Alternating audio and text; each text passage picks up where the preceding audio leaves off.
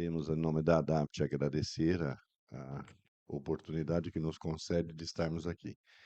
Quero agradecer à doutora Norma, ao doutor Bandeira, que nos apoiou muito nesse projeto, e o doutor Rio e o doutor Chamar, que se colocou à disposição. Thank you very much. It's very good to stay here. It's very, very important for the ADAPT, for the Brazilian team, for the Brazilian ophthalmology. And they started the program. Dr. Hill, please, do you have a... Thank you.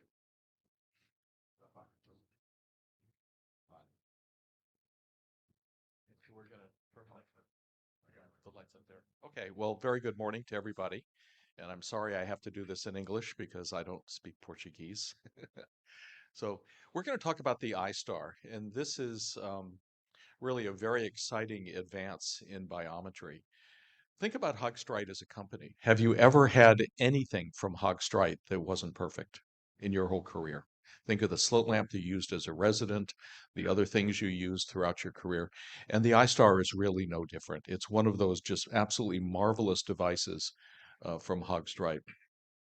So basically, it's a reimagination of biometry. It's not only a good biometer, but it's something brand new, and it contains three must-have instruments for those of us who are anterior segment surgeons. And it can replace three devices. And it's small. It's a small footprint. It's only about this big by this big. It can sit in a corner, and you have a lot of extra room in your clinic. All of the imaging is without any compromise. So usually a smaller device that does lots of things, you're paying a price and with a compromise. There's no compromises here. Again, this is from Hogstrite, so that's what you would expect. And all the measurement methods are very sophisticated. In fact, some of the most sophisticated you'll ever see. Now, those of you that have the LensStar probably remember we developed validation criteria. You would have that on a little card. All of the validation criteria for this device are built into the software. So if you do a set of Ks and in the background are running the validation criteria, if it doesn't meet them, then you have the opportunity to do it again. For both eyes, the measurement time is 40 seconds, and it's completely automated. So what that means is the very best and the most inexperienced person in your practice get the exact same results. So this is really quite remarkable. So it uses swept source OCT. The A scan is a very familiar format. We'll go over that in just a minute. And then we have multiple very high resolution B scans that use a different technology than what you're used to. Usually we're used to the radial scans. This uses something very different. And the topography is the same as any very high-end topographer. It's a direct measurement of both the anterior and the posterior cornea, and the pachymetry goes all the way out to the end, so all the way out to the periphery rather.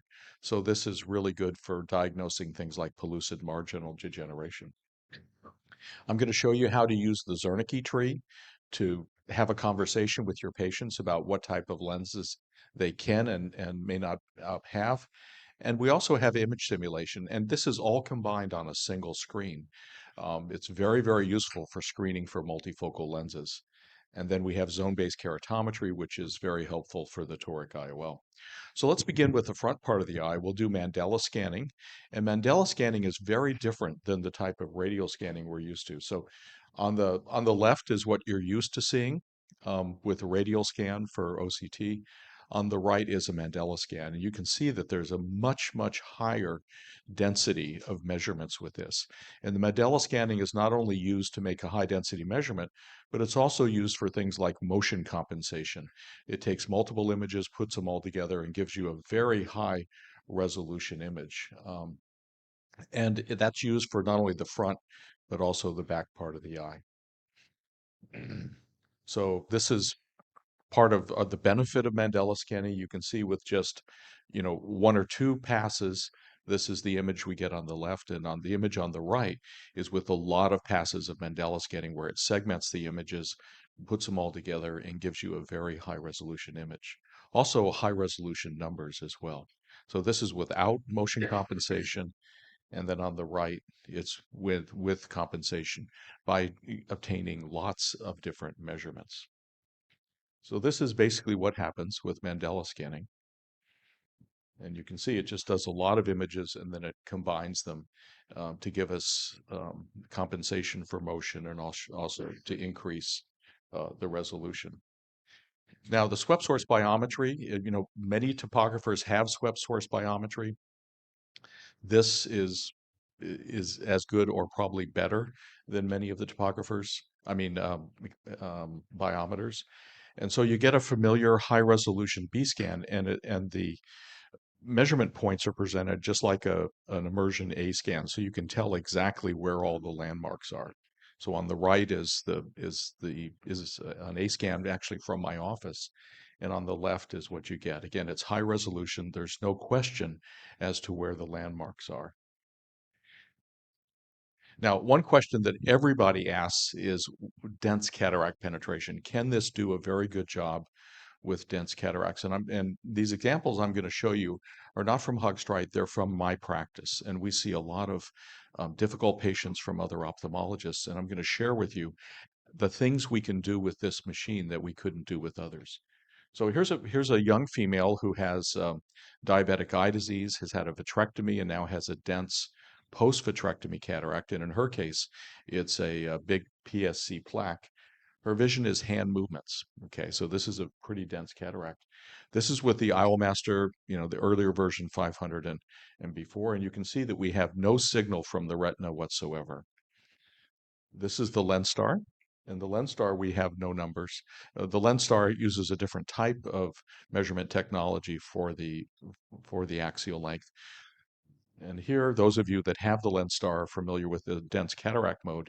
What we have here is really just no usable signal from the device, and we even get a diagnostic um, message from the machine saying it's not something that's usable.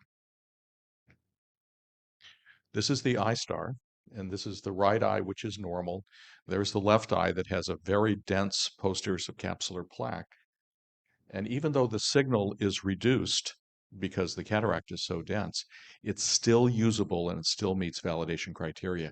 If it wasn't usable, the device would tell you. Again, the validation criteria are built into the software, so you don't have to have that little card next to the device. The device talks to you. So here's what we got for the axial length.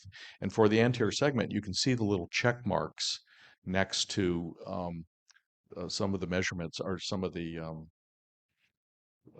topography and the keratometry. When you have a little check mark next to it, it means that validation criteria has been run and the measurement meets validation criteria. So you can be very confident. So two things that I'll repeat. One is it's fully automated. So everybody in your office gets the same results, and then the machine tests itself to make sure that the numbers are usable. So here's a validating B scan done by ultrasonography. Got the exact same number. So this is pretty amazing. I mean, so it does a very, very good job with dense cataracts. This is somebody with a camera AccuFocus inlay, and the opening is what? It's I think it's 1.6 millimeters. Hold your fingers 1.6 millimeters apart, and that the measurement's being done through that little tiny space, and it's a perfectly valid normal measurement. So this device has amazing resolution and can do a lot of things that we're not used to seeing. Now, this is one of the parts that I'm really excited about. As someone who develops lens calculation methods, I look to the areas that give the greatest issues with us, and keratometry has some of the greatest variability, especially in patients that have had prior refractive surgery, as far as an unstable ocular surface, measurement to measurement variability. The keratometry for the Eyestar begins with what was done for the LensStar, and it makes it even better. And I'm going to show you how that was done.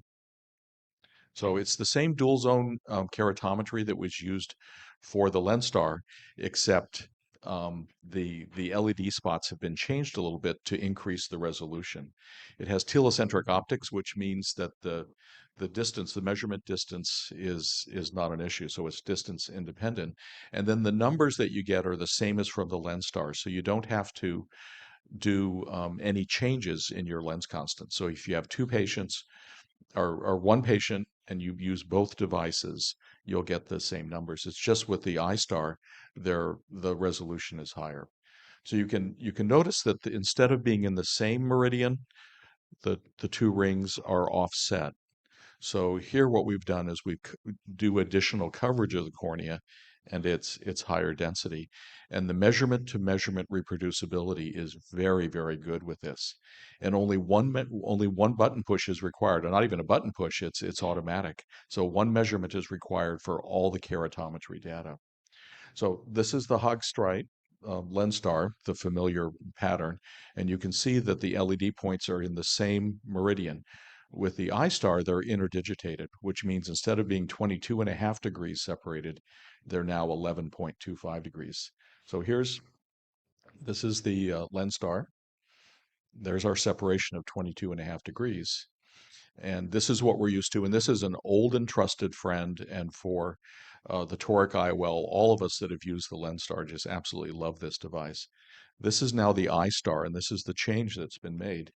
Now we have 11.25 degrees, so we have a higher measurement density. And so we're getting more reproducible Ks in the higher measurement density. So this is what this instrument is all about. It's about increasing the density of the measurements, increasing the reproducibility, and it gives us very robust outcomes. Now, this is some of the things that we can do. This is one of my own patients, someone who's had radial keratotomy. They have 10 or 11 diopters of astigmatism, a very, very, distorted cornea. This is with the IOL Master, nothing. This is with the Lenstar, unfortunately, nothing. Couldn't get a single measurement with this. With the Eyestar, we get an axial curvature map. We get usable keratometry. We have validated numbers. They all meet validation criteria. And we get warnings. So it tells us that the Gould-Strand ratio is increased. That's what we see with radial keratotomy. And also the patient has an unstable ocular surface. Yeah, that's what we get with radial keratotomy. So the other devices couldn't even give us a measurement. Here it's treating it like it's almost a normal eye. And this person did very well. Okay, for toric planning, this is really helpful. So since the Ks are just wonderful, and we get these amazing topographic maps, we can answer the basic questions about, is this patient a toric candidate? So is the astigmatism regular? We can draw a line through the corneal vertex and the two astigmatic lobes. Is it symmetrical? Do we have similar power on either side of the corneal vertex? What's the orientation of the steep meridian? Where does it cross the axis scale in the periphery? And then what is the power difference between meridians? And that's done by reflective keratometry. So for toric planning, this is great. And also the measurements are validated. We see the little check marks next to the names there. And that means that in the background, validation criteria has been running and all the measurements meet validation criteria. For the toric IOL, it has the Barrett toric calculator, of course, that we're all familiar with. It also has the Abulafia-Koch toric calculator, and this is a very sophisticated method for determining the posterior corneal astigmatism. And then that's coupled with Hill RVF, the artificial intelligence. These are all the other calculation methods that are used with the Eyestar, so it has pretty much everything that you would need for daily practice. If you don't have an imaging system on your microscope for the toric IOL, you can take this white light image and turn it upside down and put it on your microscope, and it gives you a lot of the things that you need, like the graphic representation of the IOL, the steep meridian, the flat meridian, 180-degree reference meridian. You can use the blood vessels. If for some reason your mark that you did in the holding area fades away, you can use this as a reference. And then also the incision location and the calculation meridian. So the steep meridian and the calculation meridian are often different. And so it has everything you need, and you can take this to the operating room with you. Now how many of you do cataract surgery on patients with prior refractive surgery? I'm going to hold up both hands because we see people from all over the United States for these calculations. And The discussion that we have with the patient involves an axial curvature map and also image simulation. And many of these patients, they paid a lot of money for LASIK, and maybe they had multiple enhancements, and they also now they want to be spectacle independent. So they want a multifocal lens. And some of these patients are just not a candidate for a multifocal lens, especially those with high amounts of myopic correction. This is also what the topographer will do. It will give you the four basic topographic maps: an axial curvature map, best fit sphere, best fit toric, and then a tangential curvature map. So this is just like a regular topographer, and again, very, very high resolution. So one of the things we begin with is image simulation. And remember, a multifocal lens, as good as they all are now, and they're getting better, they still purchase the two focal points in the currency of contrast. So if somebody already has a cornea that's compromised by prior refractive surgery and many higher order aberrations, we can demonstrate it to the patient, and the conversation's a lot easier. So this is all on the same screen, and we actually have a big projector in our exam lane where we go through this with the patient. So here's somebody with myopic LASIK. They had an 8 diopter ablation, and you can see the ablation is somewhat decentered. And whenever you have a decentered ablation, what that gives you is coma. Coma is a form of irregular astigmatism, and it's also a killer of multifocal lenses. So when you have high coma value, it's a hard stop for multifocal. So there's the flattest part. So we're not centered on the ablation. This is our Zernike tree, and it tells us that we have high spherical aberration. Our coma values are elevated, and it will give you an image simulation. So here's the letter E on the image simulation. You can see we get the characteristic halo and glow from spherical aberration. And then here's our vertical coma, or horizontal coma and then vertical coma. And it's really easy for the patient to understand why they're not a multifocal candidate when they have a cornea that looks like this. And if we don't really show them, then they think maybe we're just keeping something from them. And since we see patients for other physicians, we really have two clients. We have the patient and we have the referring physician. So we want the patient to be completely satisfied with what it is we're telling them. And you can change the pupil size, you can alter the aberration. So this would be for a toric IOL. Let's go back here. Okay. And we can show the difference between a spherical IOL and using the toric IOL. So it's like giving somebody a puppy and saying, do you want this? Obviously the toric IOL is the right answer. And we can show people how their vision's going to be at different pupil sizes.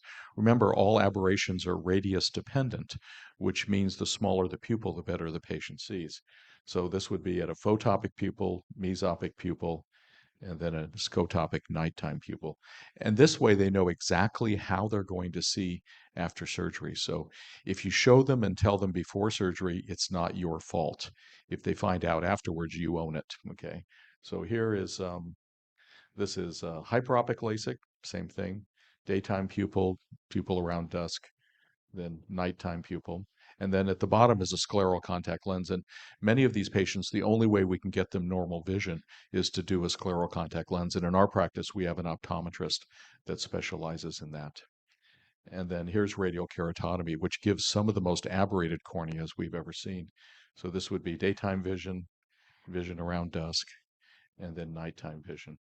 And obviously, these are people who are not multifocal candidates.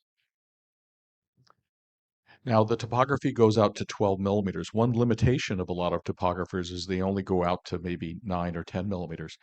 And like Shadi right here, he's from Lebanon. You have a big keratoconus population, don't you?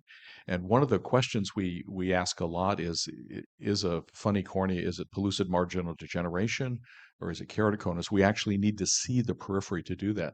So we can go out to 12 millimeters for that. So here's an example.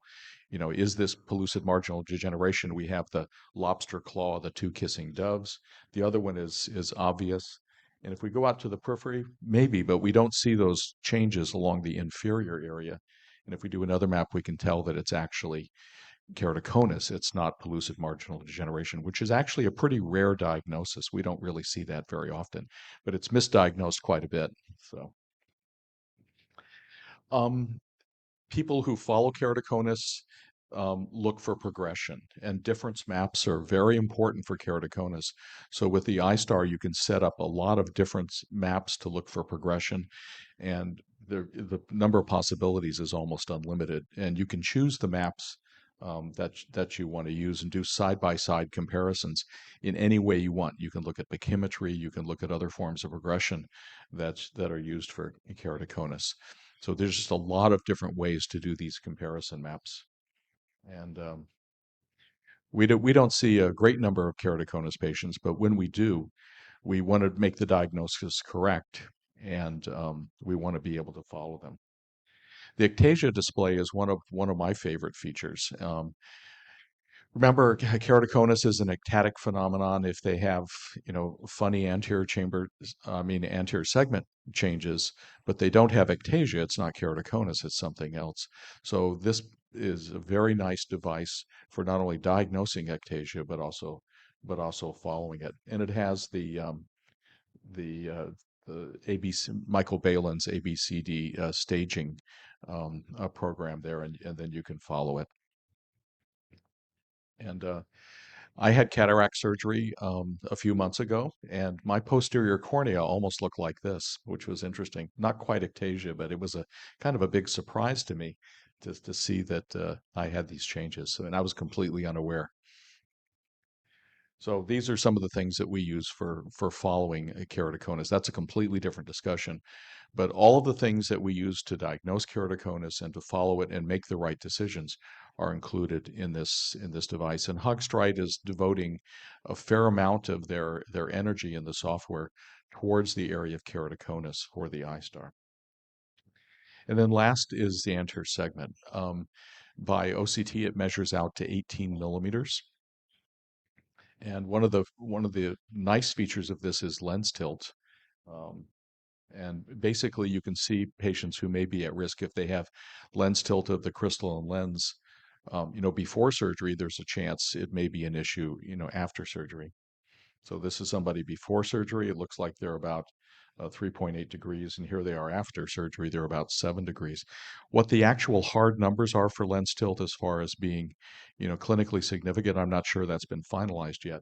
But we can certainly put people at risk. Or if somebody is, say, sent to you because they've had a untoward result with a toric IOL or something's funny about their refraction, we can look at this and see if the lens is to blame. We have a glaucoma doctor in our practice, and we see a lot of narrow anterior chamber angles. And one of the things we can do with this is we can actually measure the anterior chamber angle. And here's somebody with asymmetric angles. So it looks like this would be temporally.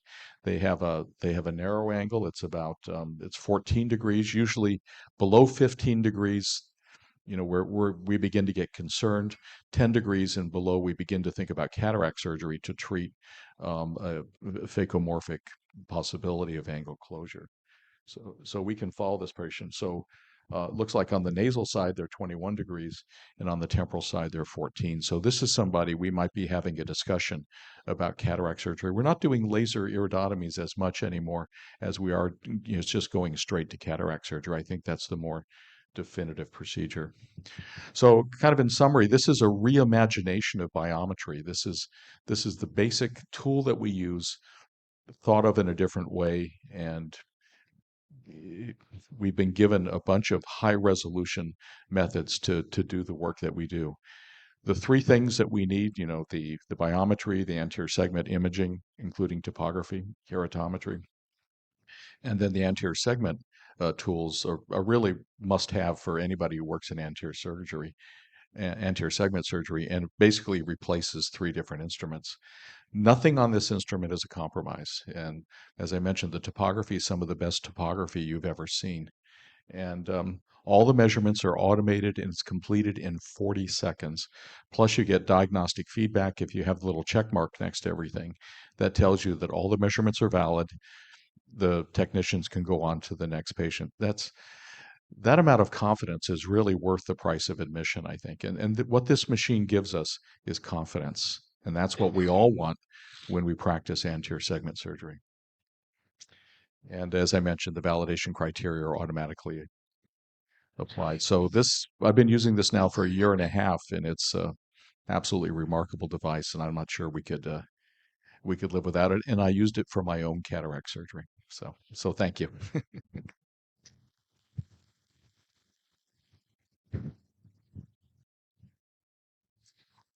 Did we want to do questions or Yeah, I do have some, good? and then Sure, we open. please. I hope you have a lot, not just some. Okay.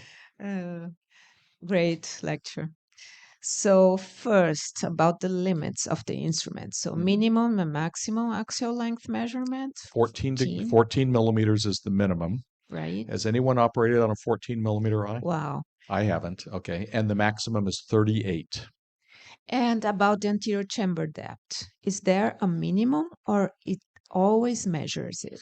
I've always had it measured, be able to measure as Because you showed one 1.8, very 1.8. Yeah. shallow anterior Yeah. chamber. You'll get a little caution triangle. Right. Not that it's not sure about the measurement, but it's a heads up that that's a really short eye. Really short eye. Yeah. Yes. And short anterior segment. And Mhm. have you measured in phakic IOLs? And the patient has a phakic IOL Mhm. and is still phakic, of course. Have Sure. you measured the axial length? Yeah, Is the it good news about that is these are usually for myopia, not for hyperopia. And the stronger the phakic IOL, the thinner the the sagittal thickness. So usually it doesn't interfere. doesn't No, interfere? Doesn't consider. no. It's just Okay. like doing like an ICL. We don't make any changes with an ICL. Same with a phakic IOL. Because sometimes, and I just saw one this uh, week actually, and hyperopic anterior chamber phakic IOL with a Hyperopic is very dense cataract. hyperopic is different because now the center's thick. Yeah, Yeah. yeah. And does the instrument measure the thickness of the intraocular lens when the Yes. patient? Yeah, Yeah. and This is a case I presented yesterday at one of the and you meetings. do use this information for deciding anything, Oh yeah. exchange? Yeah. Yeah. So ours is a practice that sees patients for other physicians, and sometimes a question is a patient has a big refractive surprise, and was the IOL mislabeled? When we see patients for different types of lenses who are pseudophakic in one eye or even both, if we know the power of the lens, we measure the sagittal thickness and then we make up a chart.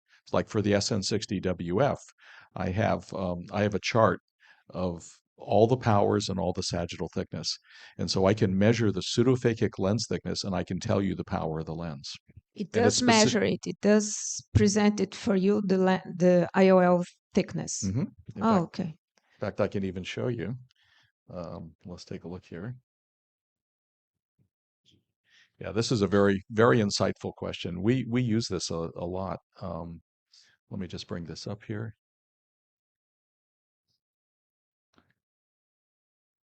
Here, this is a good example. Okay. The IOL thickness is 0.64 millimeters, right? Oh, Right. yeah. And so every time we see a patient with the SN60WF and we know the power, we have the sticker, we write down the sagittal thickness. And because each model IOL has its own unique sagittal thickness at different powers, as the power goes up, the sagittal thickness increases. Increases. We can actually make a chart.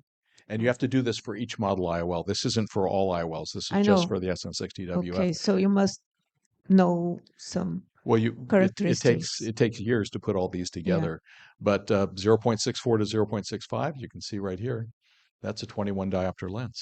Okay. Yes, so that way we don't have to take the lens out of the eye. Other question. When you see irregular cornea, Hmm. like you think maybe it's because of surface disease, Hmm. okay? Would you insert eye drop before the exam, or is this not a good advice? There's a better way to do it. So we see a lot of irregular corneas, and prior to biometry, we optimize the ocular surface. So for these patients, for 2 weeks before biometry, we do warm compresses, and that releases the meibum from the meibomian glands. The meibum is very rich in lipids and it stabilizes the ocular surface. We do lid scrubs to get rid of the debris, and then frequent artificial tears to make the most superficial epithelium, So you postpone your measurements to get a better we never do the result. measurements on the first day. And if the patient says, I don't want to do that, just do the measurements, we tell them to see another ophthalmologist. And this is the same question related to contact lens wearers. Mm-hmm. How long before do they have to avoid using Well, it depends if it's a wearing? soft or a hard lens. A soft lens, it can be 5 days, but that requires kind of an extra visit for us to look. And it depends on how the contact lenses fit. If it fits tight, then it's going to change. If it's an RGP lens, then we do a baseline measurement and we repeat the measurements every 2 to 3 weeks until they're stabilized. And if the lens fits tight, there's a lot of lid interaction. You can watch the corneal numbers change over time. So we need two stable measurements if somebody's a hard contact lens, especially if they have like keratoconus, where sometimes it touches the apex. And you told me you show this to the patient, so the patient Yes. understands what's going on and it is going to be important for him, The right? patient sits in front of a screen. I sit there with the patient. I go through everything. Right. And so it's a bold strategy. It hasn't been done before, and that is we talk to the patient. Yeah. And my last question, I don't know if Yeah. the audience has one, is if you have any opacity of the cornea, Mm-hmm. can you get measurements at what level of opacity? Like patient is planning for cataract and DMAC because he has a dystrophy, corneal edema or so. So yeah, corneal edema and a corneal scar are different. Now, edema, let's say Okay. edema. Yeah, if the edema is not bad, you can still get measurements. Right. What will happen Swept is your source should get through it, right? yeah, got through a hand movements Yeah. cataract before. Okay. So, but what you'll see is, of course, the central corneal thickness will be like 650, 700, 800, something like that. Yeah. It must give you a warning also about that, right? Mm-hmm. Yeah. Okay. Yeah. So it's like So, having me inside the done. machine saying, "Don't do that." Great presentation. Is there any comparison between Eyestar and Argus in terms of pass-through very dense cataract? As far as being able to measure for the axial length, I don't know of a comparison between those two devices, but this does a very good job. Yeah. Do you know of any studies between Argos and I haven't seen that yet in the literature. Okay. Quick question also, Dr. Hill. You were talking about pellucid margin degeneration. Would it show you the OCT, the actual OCT scan from limbus to limbus, and can you rotate them? So the initial raw data, you can take Yeah. a look at them. You can look at it in any meridian. Okay, because I think that's the most important thing to differentiate whether this is pellucid or not, as you said, because Right. sometimes the pachymetry thinning is way out the 10 millimeter area, which is Usually it's at 12. It's Exactly. all the way in the periphery, and that's Exactly. the advantage of That's this. that you can see it physically and really decide. Another thing, as you said, I think it's important to look always at the tangential map and not axial map, because axial will always falsely show you a quote unquote cone that is peripheral, while actually the real cone is actually much Right. proximal, like you showed here. Yeah, and this is a very insightful comment. An axial map has a lot of shaping, and it does a lot of averaging, and it has a false premise, and that is that all the rays of light Converge to the same. converge in Yeah. the same place, where a tangential map doesn't. And tangential map for keratoconus is more accurate. The images are smaller, though, aren't they, Right. on a tangential map? Right. But it's actually more accurate. It's just that the axial map is what we all use, so it's what we've gotten used to. But I think a tangential map is better. Yeah. How many measurements are taken in 40 seconds? How many? How many measurements are taking? Measurements. I don't know exactly. That's one thing I don't know. We'll say it's enough. Okay. Any other questions? Yes, Warren. Thank Please. Yes. you. Thank you for your presentation. Sure. As far as I know, the Eyestar still doesn't provide the corneal epithelial maps. Do you know if Hagstrite is planning to incorporate it? Oh, he's asking me all the right questions. Thank you. Yes. Yes, that's one of the items of top priority for upcoming software is epithelial mapping. Yeah. And those of you who work in keratoconus know that epithelial mapping the annular changes around the cone are incredibly important for diagnosis and also for following. And what we want to be able to do with the Eyestar is give physicians tools to be able to make the diagnosis as early as possible. So if we can take somebody in their 20s, maybe early 30s, correctly diagnose keratoconus, and then maybe think about cross-linking, we can save them a lifetime of problems, or at least reduce problems. And I think that would be wonderful. So that's an area of special interest for Hugstrite. Yeah. All right. Well, thank you. Someone from Lais, you want to say something? Okay, so to the next presenter, right?